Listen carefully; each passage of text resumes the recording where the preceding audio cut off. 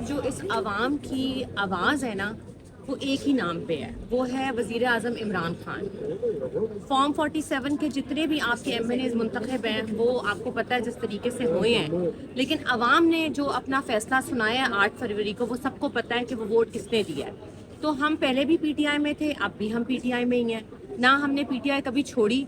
हाँ, मैं as a कारकुन आप कह सकते हैं या एज अ वोटर आप कह सकते हैं कि मैं सपोर्ट ज़रूर करती हूँ, और ज़ाहिर है हमने वोट दिया और अपना फैसला सुनाया है कि क्या है, और हम बिल्कुल उनको सपोर्ट करते हैं, क्योंकि अगर इस वक्त पाकिस्तान की पेचीदगियों को हम नज़रअंदाज करें और पाकिस्तान की मुश्किलात को अगर हम देखें, उसके ऊपर रोशनी डालें, तो इस वक्त खान साहब से बेहतर चीज़ों को कोई हैंडल नहीं कर सकता। अच्छा, ये बताइएगा कि वोटर सपोर्टर से रहनुमा कब बनेगी, यानी अमली सियासत में कब आ रही है? मैं आपको यूँ अच्छी नहीं लग रही, काम पीछे से हो रहा है तो बस ठीक है।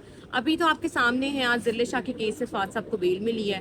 अल्लाह का मैं बहुत शुक्रगुजार हूँ कि ज़ाहिर है जिस चीज़ में हम मुलव्विस थे ही नहीं, तो आज सच्चाई की जीत हुई है। और आगे इस तरह भी कल हमारी मुल्तान में है, एटीसी रावलपिंडी में है, तो अभी तो मुकदमात का सामना काफ़ी ज़्यादा है, लेकिन जिस तरह अल्लाह ताला ने रिहाई दिलाई है फवाद साहब को, आगे भी इंशाल्लाह हमें सुरखरू करेगा। अच्छा, ये बताइएगा कि शेर अब्दुल बर्र साहब जो कि फवाद साहब के वापस आने पर बातें कर रहे थे, आज खुद रिटायरमेंट का सोच रहे हैं, तो उनको क्या कहेंगे कि उनको क्या देखिए, हुआ? सियासत में रिटायरमेंट नहीं होती। सियासत में ये चीज़ें उतार चढ़ाव ज़िंदगी में चलता रहता है, कभी आप ऊपर होते हैं, कभी आपकी चीज़ें आपकी फेवर में नहीं होती, तो ये ज़िंदगी का हिस्सा होता है कि क्या है क्या नहीं है। तो हमें भी चीज़ों को जो बयान अगर आप पार्टी पॉलिसी के ख़िलाफ़ देंगे तो ज़ाहिर है उसके ऊपर तो फिर एक्शन होगा, और जो भी आपने स्टेटमेंट देनी है वो पार्टी पॉलिसी के तहत देते हैं, क्योंकि मैंने तो फवाद साहब को इसी तरीके से देखा है। जब वो इंफॉर्मेशन मिनिस्टर थे, तो जो भी पार्टी पॉलिसी होती थी और जो भी इनका लाएअमल होता था, उसके तहत ही मैंने उनको बयान देते हुए देखा है। तो परहेज़ करें इस तरह के बयान।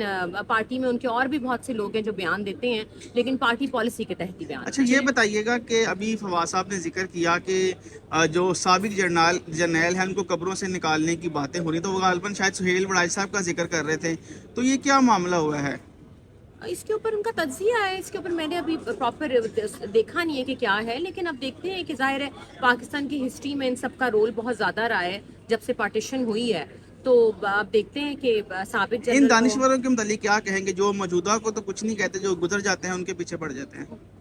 मैंने तो नहीं देखा कि मौजूदा या गुजरे में के पीछे पड़ते अच्छा, हैं। एक बात, मरियम बीबी ने कहा कि जो डॉक्टर यास्मीन राशिद हैं, सनम जावेद हैं, उनको किसी सूरत माफ़ी नहीं मिलनी चाहिए, तो आप क्या समझती हैं कि उनके खिलाफ जो मुकदमात हैं उनकी कानूनी हैसियत क्या है, और मरियम बीबी जो हैं वो किस तरह किस कैपेसिटी में कह सकती है कि उनको माफ़ी? देखिए, सबसे पहली बात ये है, मैंने आपको ये बात पहले भी कही थी कि मैं एज अ कारकुन आपसे बात करती हूँ एक औरत और एक माँ की हैसियत से, कि जितनी भी औरतें इस वक्त जेल में हैं, चाहे वो सनम जावेद है, चाहे वो कोई और एक आम सी कोई औरत है जिसको सज़ा हुई भी है, उन सब के लिए कोई रिलीफ का बाइस होना चाहिए। बहुत सी खवातीन जेल के अंदर अपने बच्चों के साथ भी बंद हैं, तो मेरे ख्याल से रिलीफ होनी चाहिए। और आपको पता है ये सारे सियासी मुकदमे हैं, सनम जावेद की बेटी, उसके बच्चे, एक माँ की हैसियत से मैं बयान दूंगी कि जी उनको रिलीज़ करना चाहिए। आलिया हमजा की 3 बेटियां हैं, आप कब तक इनको जेलों में रखेंगे? इन औरतों को हकूक मिलना चाहिए, इंसानी हकूक के तहत, वुमेन राइट्स के थ्रू इनको रिलीज़ होना चाहिए, और मैं इनके लिए आवाज़ उठा रही हूँ कि बिल्कुल ज्यादती हो रही है। अच्छा, आखिरी सवाल, फवाद साहब की इमरान खान से मुलाकात कब होगी?